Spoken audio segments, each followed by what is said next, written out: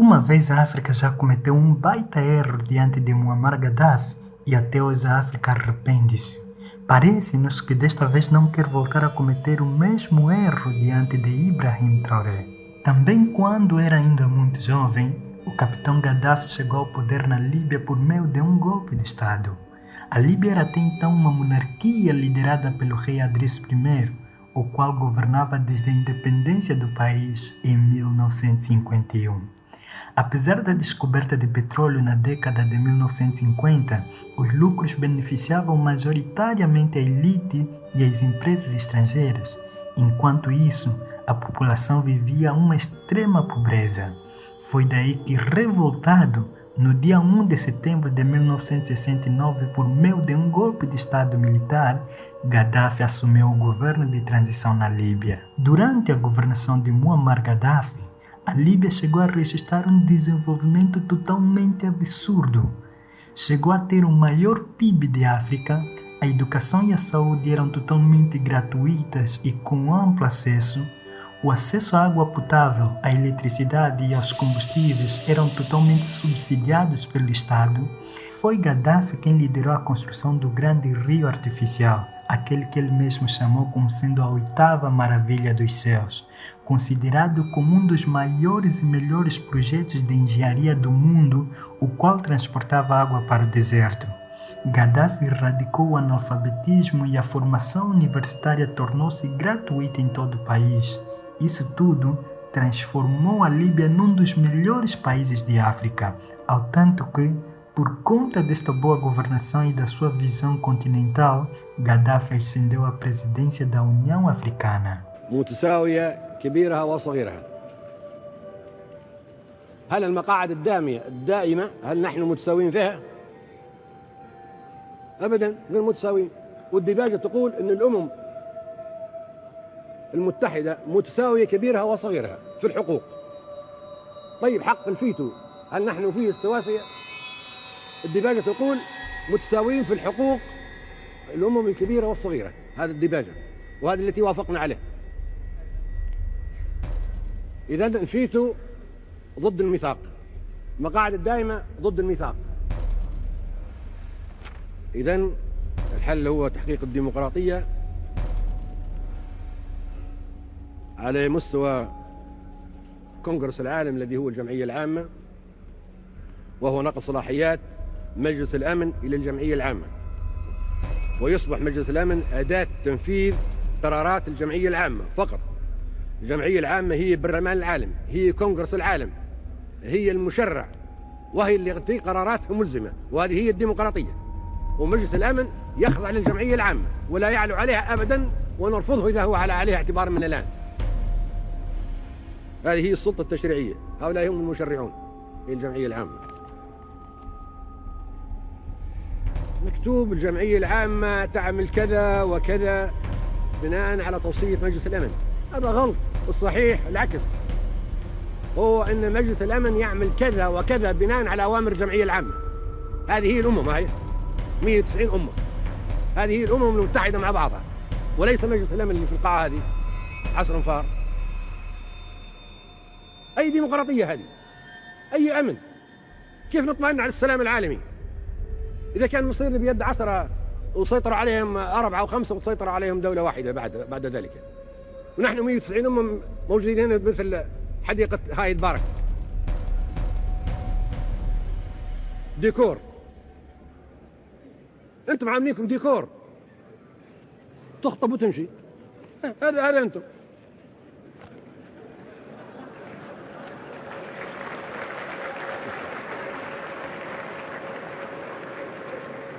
تطرح هذا التصويت أن مجلس الأمن يصبح اعتبارا من الآن يتكون من اتحادات.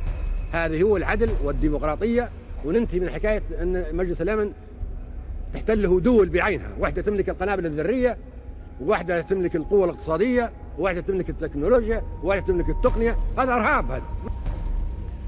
هذه المقاعد كلها أما أن يكون لها الفيتو أو لا يكون لها الفيتو إطلاقا. كل مجلس الأمن بهذه التشكيلة، أما أن يكون لكل هذه المقاعد الاتحادية الفيتو، أو الفيتو يلغى نهائيا من مجلس الأمن بتركيبته الجديدة. هذا هو مجلس الأمن الحقيقي. وفي كل الأحوال مجلس الأمن هذا بتركيبته الجديدة المقترحة على الجمعية العامة للتصويت عليه هو أداة تنفيذية للجمعية العامة المتحدة. السيادة عند الأمم، عند 190 أمة هي موجودة، والدول الكبرى عندها مصالح متشعبة في العالم وبتستخدم الفيتو وتستخدم مجلس الأمن وتستخدم قوة الأمم المتحدة لحماية مصالحها. هذا أرهب العالم الثالث. مجلس الأمن منذ قيامه عام 45 حتى الآن لم يوفر لنا الأمن، بل وفر لنا العقوبات والرعب. يستخدم ضدنا فقط، لكن نحن لا يمكن اعتبارا من الآن أن نبقى تحت سيطرة الدائمين أصحاب الفيتو الذي أعطوه لأنفسهم. نحن لم نعطيهم هذا. محكمة العدل الدولية هذه مؤسسة قضائية دولية، قراراتها تطبق على الصغار وعلى الدول العالم الثالث وترفض تطبيقها الدول الكبرى، وهي أمامي الأحكام التي أصدرتها محكمة العدل الدولية ورفضت الدول الأخرى تطبيقها. وكالة الطاقة الذرية الدولية مؤسسة هامة في الأمم المتحدة لا تخضع لها الدول الكبيرة، وإذا بها اكتشفنا أن هي مسلطة علينا نحن فقط. مش قلت لهم وكالة دولية؟ إذا كانت دولية تخضع لها كل دول العالم. إذا كانت ليست دولية نحن نقفل في وجه الباب ولا نعترف بها اعتبارا من الآن. مجلس الأمن مسلط علينا، وكالة الطاقة الدولية مسلطة علينا، محكمة العدل الدولية مسلطة علينا، وهم في إمام منها. هذه ما هي أمم متحدة، هذا ما هو عدل، هذا ما... Tudo corria na normalidade até que Gaddafi começou a incomodar o Ocidente com as suas ideologias. Uma de suas afirmações mais polêmicas foi exatamente esta: os Estados Unidos criam os inimigos que precisam combater para justificar as suas guerras. Ele acusava abertamente o Ocidente de usar a ONU como instrumento de dominação e dizia que o verdadeiro terrorismo era praticado por Washington e seus aliados sob o disfarce de democracia. Gaddafi desejava com todas as suas forças ver uma África unida, autônoma, com a sua própria moeda, que devia ser chamada dinar de ouro africano. Desejava ainda a existência de um exército único continental, um passaporte africano, uma comunicação integrada por satélites africanos sem depender da Europa e o fim do domínio monetário do dólar e do franco CFA. Tudo isso fazia parte do projeto dos Estados Unidos da África, que era o seu projeto. Digo que a África falhou com Gaddafi justamente porque quando o Ocidente percebeu que ele representava um perigo extremo, porque ameaçava substituir o dólar pelo dinar de ouro no comércio africano, financiava também projetos de independência econômica e militar africanos e minava também a influência ocidental em vários países do continente com investimentos e ideologias soberanistas. Foi a partir deste momento que o Ocidente começou a projetar a morte de Gaddafi a bel prazer. Liderados pela OTAN, os Estados Unidos da América e a França executaram uma operação para pôr fim a Gaddafi. Nesta ocasião, a África simplesmente se calou. Gaddafi então foi obrigado a andar às escondidas no seu próprio continente, pois que, sob o pretexto de estar a proteger civis, a OTAN instalava pontos de vigilância e drones por todo lado, até que um dia ele foi capturado vivo, torturado publicamente. Enquanto isso, os africanos simplesmente assistiam ao entretenimento. Gaddafi rogou que o matassem, mas eles queriam humilhá-lo e o executaram publicamente. Seu corpo foi exposto num frigorífico como troféu. A União Africana tentou reagir, mas foi silenciada pela ONU e pela OTAN, justamente por ser marionete de interesses externos, o mesmo que Ibrahim Traoré vem realçando constantemente. Muitos anos depois, a história parece estar a se repetir. E há quem vai mais a fundo, chegando mesmo a afirmar que estamos diante de uma encarnação de Gaddafi. Se anteriormente foi o jovem capitão Gaddafi, agora estamos diante do jovem capitão Traoré.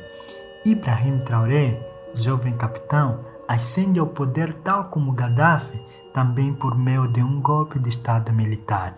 E por coincidência, também em 1 mês de setembro. E tal como Gaddafi, Traoré vem defendendo com tudo a integração de África, o fim da exploração de seus recursos por potências estrangeiras, a soberania monetária de África, a ruptura com o franco CFA, a cooperação militar entre os países africanos e uma juventude africana digna, dona do seu destino.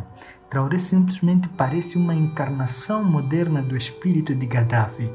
Note que em apenas 2 anos de seu governo, Traoré liquidou toda a dívida que o seu país tinha, cresceu absurdamente o seu PIB, reduziu os salários de ministros e parlamentares em 30% e aumentou os salários dos funcionários públicos em 50% em demonstração de justiça social. Nacionalizou as minas de ouro que eram controladas por empresas estrangeiras e, por consequência de tudo isso e suas ideologias, várias insatisfações por todo o Ocidente e toda parte do mundo já começaram a surgir. A reação dos Estados Unidos da América diante das políticas de Traoré já é um sinal claro disto que estou aqui a falar. Num caso muito recente, vimos um dos homens próximos de Traoré afirmar publicamente que rejeitou cerca de 5 milhões de dólares que lhe teriam sido oferecidos para pôr fim ao seu capitão. Muita atenção, porque a tática pode ser a mesma de 2011 diante de Muammar Gaddafi: pintar Traoré como ditador, isolá-lo, demonizá-lo e eliminá-lo sob o pretexto de estar a defender a democracia ou proteger civis.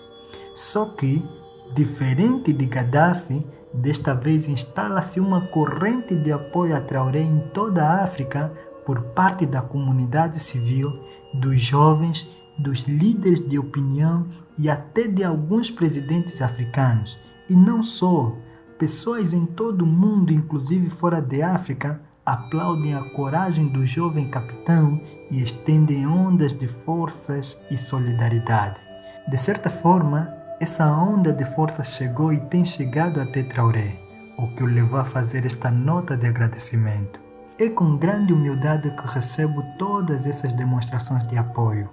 Cada mensagem, cada bandeira erguida, cada grito de coragem vindo dos nossos irmãos e irmãs africanos e também de além-mar me fortalece. Não luto por mim, luto por um povo que durante séculos foi silenciado. Gostaria de expressar minha gratidão a todos os patriotas e panafricanistas, amantes da paz e da liberdade, que se reuniram ao redor do mundo na quarta-feira, 30 de abril de 2025, para apoiar nosso compromisso e nossa visão por um novo Burkina Faso e uma nova África livre do imperialismo e do neocolonialismo. Sua solidariedade ativa e esta demonstração de simpatia fortalecem nossa convicção de que a luta que travamos por um mundo mais justo e equitativo é justificada. Jamais nos curvaremos diante da diversidade. Permaneceremos firmes até que os nossos povos sejam verdadeiramente emancipados. Com vocês, temos a certeza de que a vitória sobre as forças do mal está próxima.